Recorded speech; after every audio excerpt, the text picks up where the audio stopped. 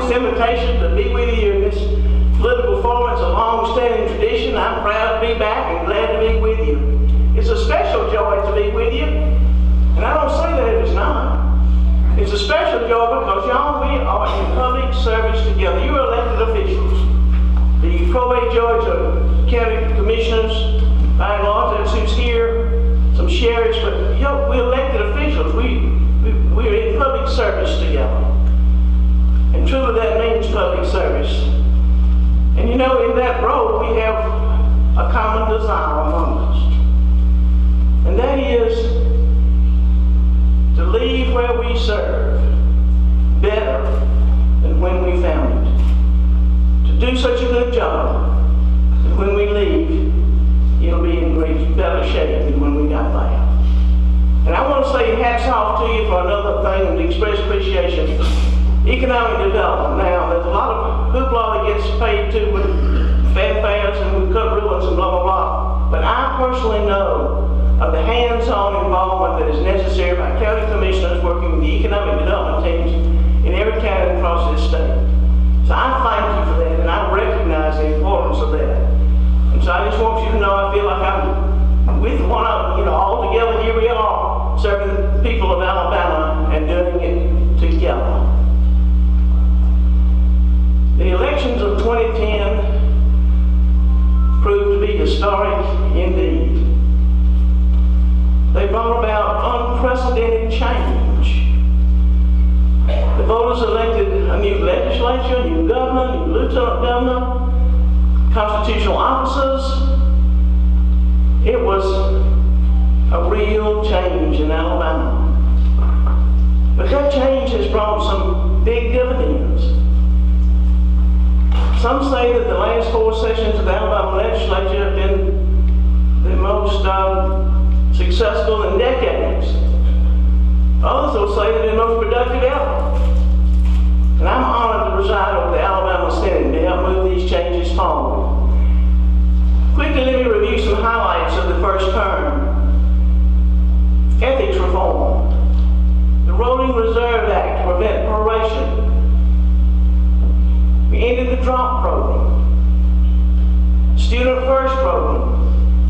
Alabama Accountability Act, where parents, students get to choose their school, and school officials get to have flexibility to meet the needs of their local students.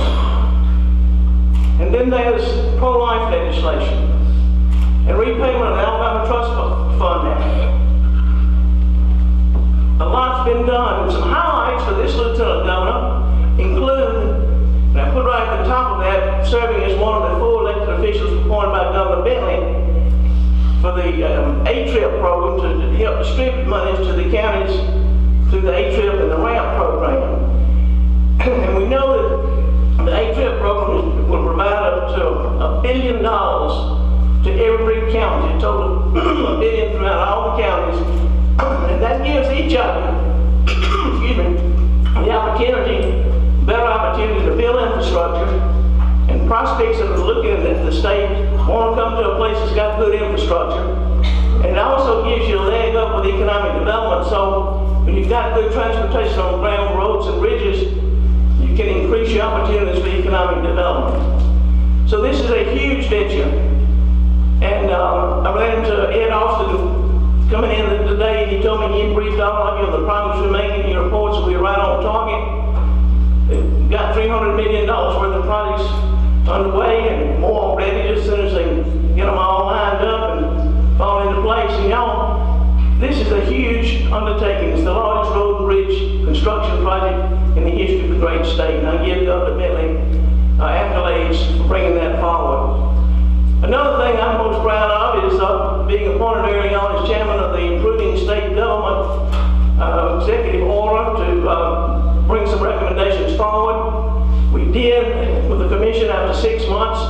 We reported, and some of those changes to streamline state government became the foundation for legislation that has been done and will continue to be done.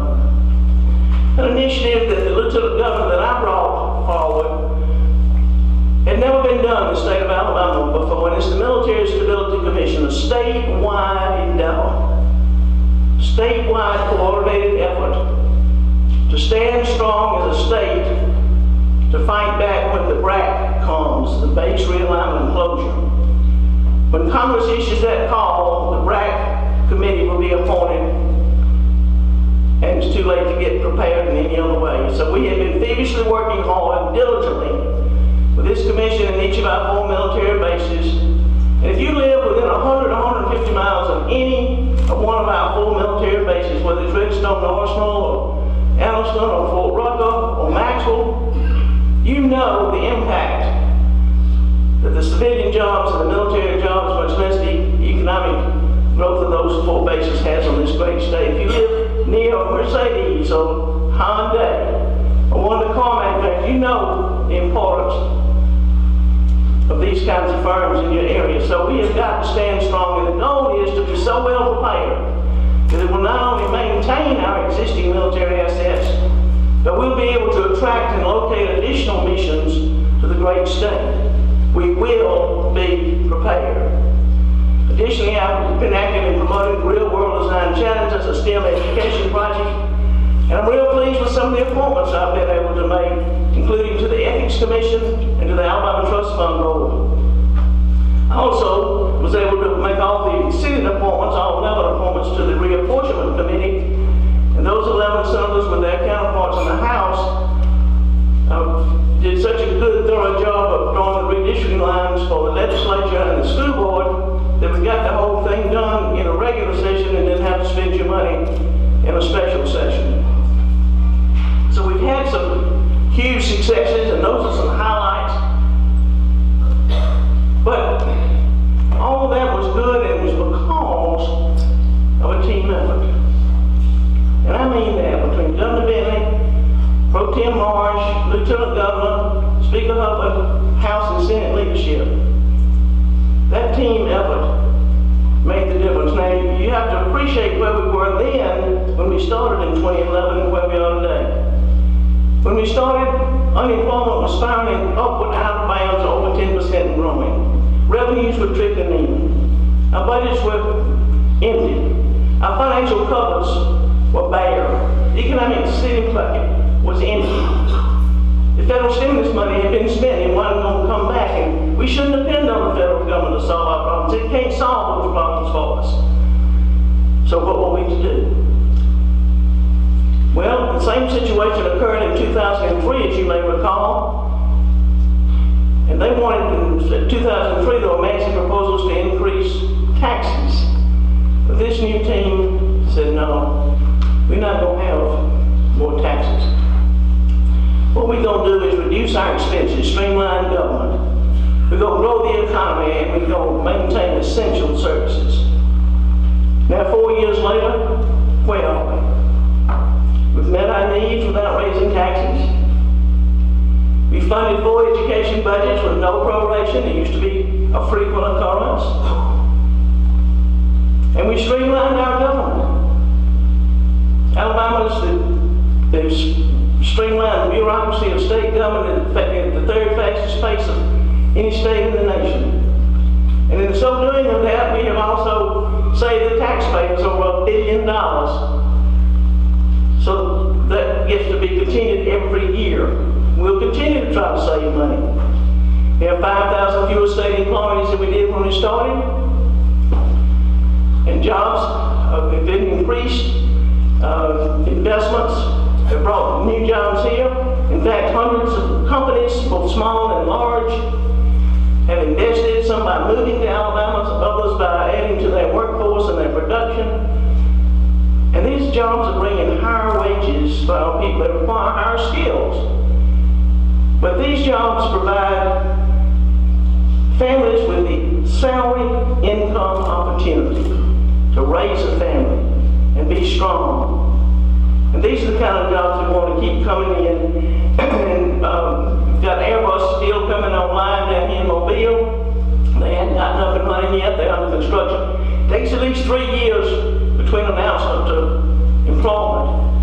And then there's Boeing in Huntsville, Remington Rand, And over $5.4 billion has been invested in the great state. And employment continues to be offered to our people. So we turned the corner and we headed in the right direction. We've also made some promises to the people in these 4 years. And I say promises made, promises kept. Part of those promises include jobs. And in my own home county of Wilcox, Golden Dragon is coming in. And they've invested $100 million. They're going to start off with 300 jobs. And that's going to change that whole neck of the woods down in rural Alabama. We're putting folks back to work, and those are part of the promises that we made early on. Other promises are to pay back that which we borrowed. And we will pay back. I approved the legislation that allowed the legislature to borrow money from the Alabama Trust Fund and call for us to pay it back. The voters trusted us. They trusted the government, they trusted the legislature to pay it back. And they approved that bill. Now, it doesn't always happen that the people trust the legislature or the government or elected officials, but they did, and that matters. Moving forward, I began these moments with you, recounting where we started and where we've come, and now we're at that juncture where our voters get to decide whether you want to approve of the officials we have and the direction that we're moving in, or want to make a change. I truly believe that the people of Alabama can honestly say that Alabama's in better shape today than it was when it started in 2011. But the voters will decide. We've got great people in our great state who want to strive and want good jobs, and they'll make the right decision. I know going forward the challenges do remain, and my priority is for those challenges to be faced. Certainly the general fund that has low growth taxes, but huge demands continuing with prisons, corrections, and Medicaid. And I know how sensitive you are about the prison issue, and we're going to always be listening to you on your concerns about that issue, but we've got to find real solutions to the prison problem. My second priority is going to be with the Military Stability Commission, the BRAC. We will be prepared when that call comes, and we will stand strong to maintain our military assets. And my third priority is to stand strong on the 10th Amendment, which gives every state the authority to stand tall and say no against the federal government ever-increasing overreach. My commitment to you is that I will continue to be a full-time lieutenant governor, devoted only to the role, responsibilities, and duties of the office of lieutenant governor. I have no other employment, no other obligation. Public service is my passion. And I'm proud to tell the hardworking people of Alabama what we were going to do and what we did. And the fact that we did what we said we were going to do. I want to serve as, be re-elected as Lieutenant Governor. I enjoy helping people. And at this point, I want to ask you for your vote, your support, and most of all, I ask for your prayers.